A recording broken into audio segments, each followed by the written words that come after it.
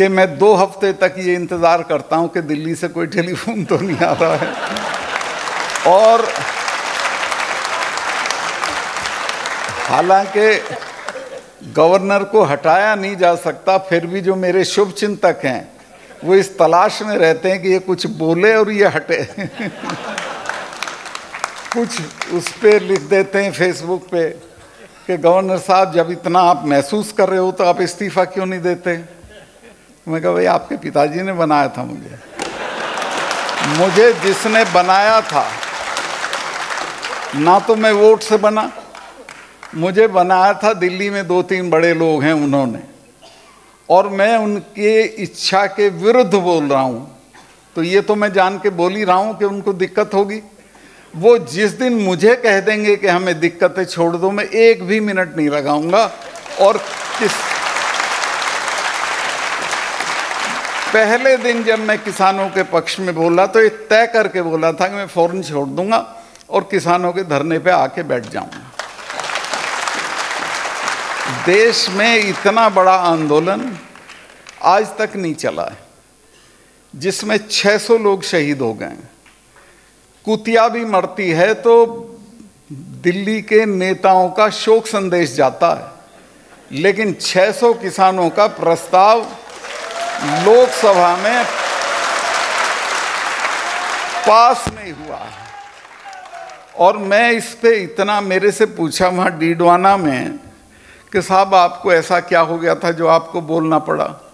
मैं कहा मैं इस बात से बहुत आहत हूँ कि 600 लोग, अभी कहीं एक्सीडेंट हुआ, आग लगी कल उसमें महाराष्ट्र में, 5-7 लोग मरे उसमें, लेकिन दिल्ली से प्रस्ताव आ गया उनके पक्ष में। हमारे 600 लोग मरे, उस पर कोई नहीं बोला। संसद में कोई हमारे वर्गों के लोग जहाँ हैं वो भी खड़े नहीं हुए प्रस्ताव पास करवाने के लिए। तो ये कोई अच्छी स्थिति नहीं है और इसमें मैं काफ़ी आहत था, गुस्से में था। मैं तो प्रधानमंत्री जी से मिलने गया तो मैंने उनको कहा कि आप गलतफहमी में हैं, ना तो इन सिखों को हराया जा सकता है। इनके गुरु के 4 बच्चे उसकी मौजूदगी में ख़त्म हो गए थे, लेकिन उसने सरेंडर नहीं किया था। और ना इन जाटों को हराया जा सकता है। और ये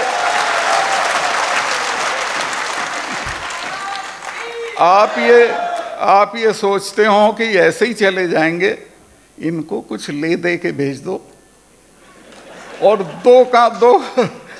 दो काम मत करना, एक तो इन पे बल प्रयोग मत करना, दूसरे इनको खाली हाथ मत भेजना, चूंकि भूलते भी नहीं हैं, 300 साल तक नहीं भूलते हैं। मिसेस गांधी ने जब अकाल तख्त तोड़ा तो उसके बाद उसने अपने फार्म हाउस पे महामृत्युंजय का यज्ञ करवाया। मुझे अरुण नेहरू मेरे अच्छे दोस्त थे, उन्होंने बताया कि सत्ताल भाई, मैंने कहा कि फूफी तुम तो ये मानती नहीं थी, ये क्यों कर रही हो? तो उसने कहा तुझे पता नहीं है, ये जो अकाल तख्त तोड़ा है जिनका, ये तो 600 साल भी नहीं भूलते। मैं श्योर हूं कि ये मुझे मारेंगे। मैंने इंदिरा जी को ये इल्हाम था कि मारेंगे और उन्होंने मारा। जनरल वैद्या को उन्होंने पूना में जाके मारा, जनरल डायर को लंदन में जाके मारा। तो मैंने ये भी कहा कि इन कौमों की पेशेंस का टेस्ट मत लो।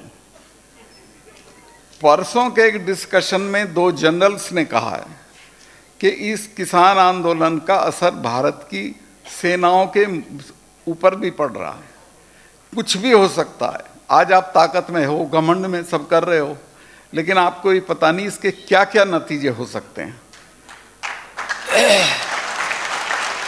कारगिल होता है तो इन्हीं किसानों के 20-20 साल के लड़कों को उस पर चढ़ा देते हो पहाड़ी पे।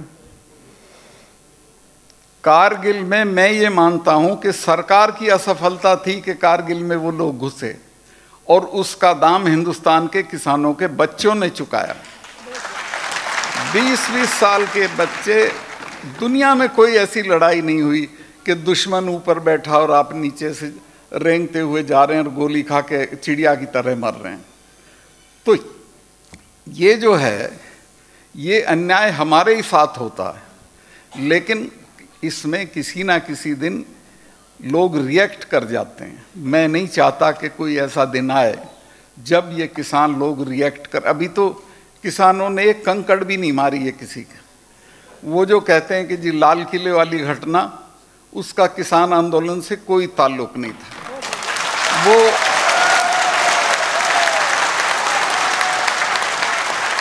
और मैं किसान आंदोलन का नेता होता तो मैं उसे भी जस्टिफाई करता।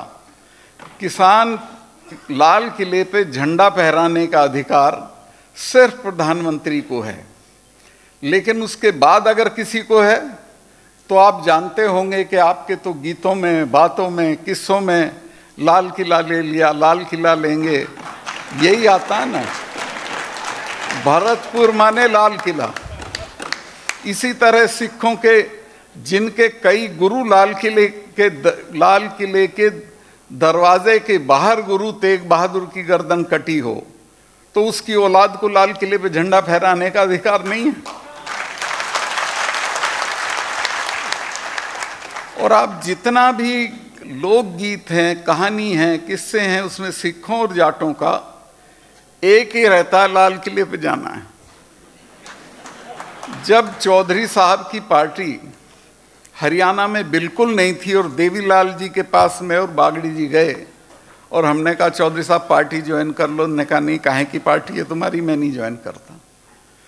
मैंने एक मीटिंग चौधरी साहब की कराई बड़ी भिवानी में, 1 लाख आदमी था, और मैंने उसमें कहा कि अगर आप साथ दे दोगे तो 6 महीने में चौधरी चरण सिंह को लाल किले पे चढ़ा देंगे। आप मेरा यकीन करें, पूरी भीड़ स्टेज पे के पास आ गई जय जयकार करती हुई, और मुझे चौधरी साहब ने कहा कि पूरे हरियाणा में ये मीटिंगें करके ये बात बोल दो, इसी पे खड़े हो जाएंगे। आप हैरत करोगे कि हरियाणा में लोकदल इसी बात पे खड़ा हो गया कि लाल किले पे चरण सिंह को चढ़ाना। तो हमारा तो वो सपना रहा शुरू से और हमारे इमेजिनेशन का हिस्सा रहा है, हमारे इतिहास का हिस्सा रहा। इसी तरह सिखों के इतिहास का हिस्सा रहा। प्रधानमंत्री के अलावा अगर किसी को अधिकार है उस पर झंडा फहराने का तो वो हमें है। उसमें मुझे कोई शर्मिंदगी का एहसास नहीं होता अगर हमारा कोई लड़का लाल किले पे झंडा फहराया है। उस जगह तो नहीं फहराया जहां प्राइम मिनिस्टर ने फहराया था। एक तरफ एक खंबा था, उस पर टांग दिया था उन्होंने, और तुमने ऐसा बना दिया कि जैसे बड़ा खतरनाक काम हो गया, देशद्रोह का काम हो गया।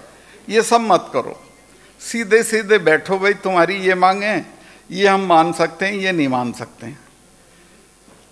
ये जो मैंने तो बल्कि ये कहा प्रधानमंत्री जी से कि आप राजा हो, आप बड़े हो, आप ये कहो किसानों को कि भाई तुम गलत हो, मैं सही हूं, फिर भी मैं तुम्हारी बात मान रहा हूं, चूंकि मैं तुम्हारी तकलीफ नहीं देख सकता, तो आप बहुत बड़े हो जाओगे। तो वो अब मैं नहीं बताता उन्होंने क्या कहा और कैसे रिएक्ट किया, लेकिन मैं ये बता सकता हूं कि ये भी मैंने कहा कि ये सिर्फ एमएसपी आप मान लें, ये तीनों कानून तो सुप्रीम कोर्ट ने रोक रखे हैं, सिर्फ एमएसपी मान लो तो ये मसला हल हो जाएगा। लेकिन एमएसपी के बिना तो हमारा गुजारा नहीं है, क्योंकि हमारी हर फसल की डिस्ट्रेस सेल होती है।